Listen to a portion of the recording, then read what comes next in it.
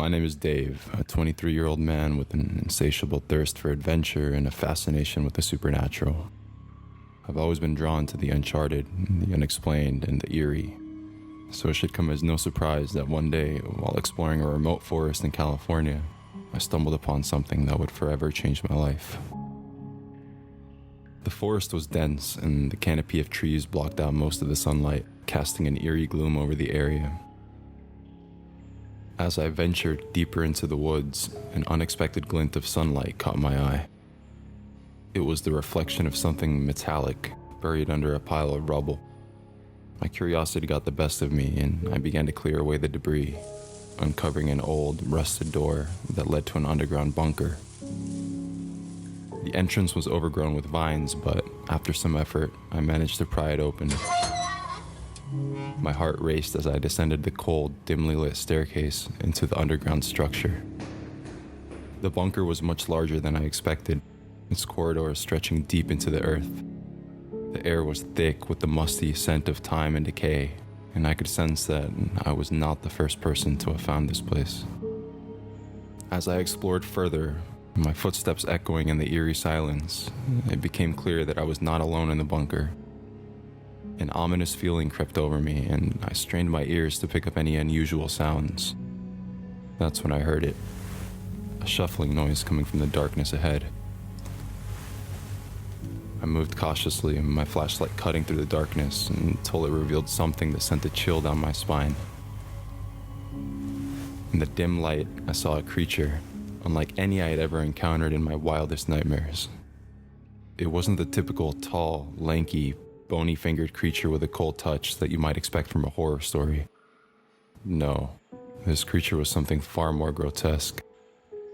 It was almost obese, its hairless, pallid skin looking like it was stretched too tight over its bloated body.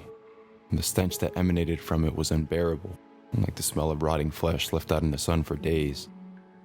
Its face was a horrifying scene, with glazed-over white eyes and a vertical mouth that ran down its distended belly, filled with sharp, misshapen teeth. I could see how oily its skin looked, glistening in the faint light. As I stood there frozen in terror, the creature began to move towards me. With each step it took, I could feel the ground trembling beneath its immense weight. It was approximately 6 feet tall, and if I had to guess, it must have weighed close to 1,000 pounds. The sheer presence of this abomination was overwhelming, and I couldn't tear my eyes away from it.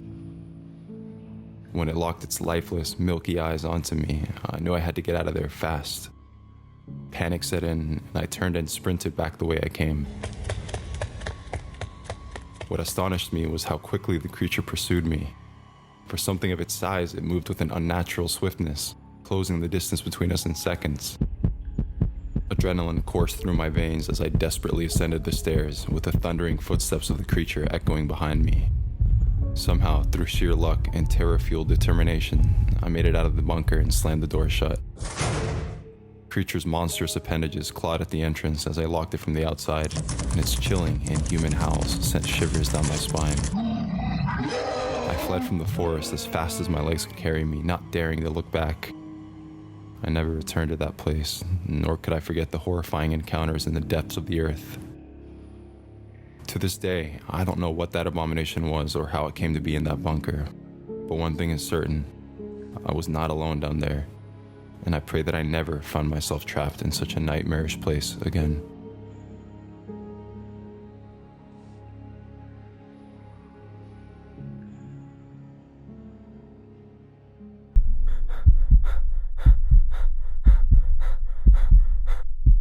Last night, my girlfriend's sister and I went down to the beach near my college. My girlfriend and I do this frequently, and yesterday my younger sister came up to visit for the night, so we decided to take her down to the little beach on the side of the river that runs through campus to have a fire and hang out. When walking out to the beach, there's about a 10 to 15 minute walk through the woods, and when we went last night, we stayed on the trail and had no issues at all. We hung out on the beach for about an hour and a half before we decided we wanted to head back and watch a movie in me and my girlfriend's dorm. There's one part of the woods about halfway between the beach and the street trailhead that opens up to a clearing where some power lines run. This clearing consists of tall grass and pricker bushes that make it difficult to cross if you're not on the small trail that runs through it. Unfortunately, we lost the trail just before this clearing as everything was covered in leaves. We decided to walk straight in the direction of the clearing, and once we found it, we would walk alongside it until we found the trail. At this point in the evening, it was dark, so we all had our phone flashlights on, and my little sister was playing music on her phone. We found the clearing and started walking along the side of it, trying to find the trail. My girlfriend was a few feet behind my sister and I when I heard a branch snap that sounded like it came from deeper in the woods. I told my sister to turn off her music and began scanning the area the noise came from with my light. At first, I didn't see anything, and when my girlfriend asked me what it was, I said nothing and continued trying to find the trail. I still felt uneasy, so I continued scanning the direction I heard the noise come from with my light. I noticed something white with what appeared to be ears standing very still in the direction of the noise. I couldn't tell if it was some type of animal or just something that looked like an animal. I didn't say anything for a second because I assumed my eyes were playing tricks on me, as I couldn't see any eyes reflecting the light back to me. This creature was about 15 to 20 feet away, so I assumed if it was an animal, I would see the reflection of its eyes. It was standing extraordinarily still, so I believed my eyes were playing tricks on me. I moved my light for only a second to continue looking for the trail, and when I shined it back in the direction of the creature, I saw it violently swaying back and forth. I stood there shocked, only turning around when my sister screamed, "Why is it moving like that?" I have never heard my sister sound so scared, so I yelled to my girlfriend and sister to run. We ran straight through the tall grass and pricker bushes until we came out to the other side. My sister fell and lost both of her shoes. I helped her up and told her to forget the shoes, and we all continued running in the direction we believed the trail to be. Thankfully, we found the trail not long after and didn't stop running until we escaped the woods. When we were back on the street and calmed down, we began talking about what we saw. I had seen it first and knew something was off when I saw it swaying back and forth. It was very unnatural, and I can only describe that it looked limp, sort of like a slinky. It didn't look like something a human could do. My girlfriend and sister saw it after I turned away to look for the trail. They both said it began charging at us, still swaying like that while it was coming towards us. Even weirder was that not a single one of us saw its face, and we couldn't fully make out its shape. My girlfriend and sister both said it was running on two legs, upright like a person, but was moving in a way that didn't seem possible for someone to move. The whole thing doesn't make any sense, and we've been trying to explain it ever since it happened, but no scenario we can think of makes any sense. What's even worse was that my girlfriend mentioned how, when we first arrived at the beach, she heard someone walking in the woods behind her as my sister and I were busy getting the fire started. Now, this could have been totally unrelated, but the thought of this person or thing watching us the whole time we were there terrified me to my core.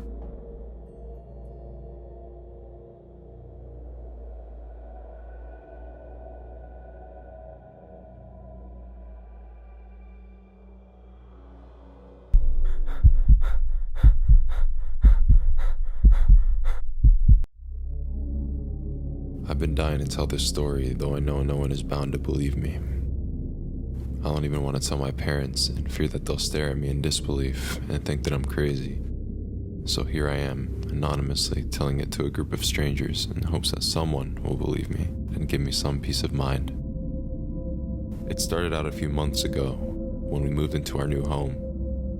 I grew up in a rural community, but there were plenty of neighbors and mostly fields around, no woods. Given that I'm the youngest child, my parents waited until I was done with high school to move, as to not affect my already established life. Although we had always lived in a small rural community, my parents were ready for something a little more secluded, something with a lot of acreage, woods, and a place to shoot. They put my childhood home up on the market and soon found their dream home, which is where I am currently, and desperately writing this story. The house and the property are beautiful. It's a large turn-of-the-century house facing 15 acres of land, the majority of which are woods, and a nice half-acre pond. The best part, or so I thought, is that there are no neighbors within a mile of us. At first, I really enjoyed it. Being out in the woods was very much a cathartic experience for me. It helped shed the stresses of school and studying.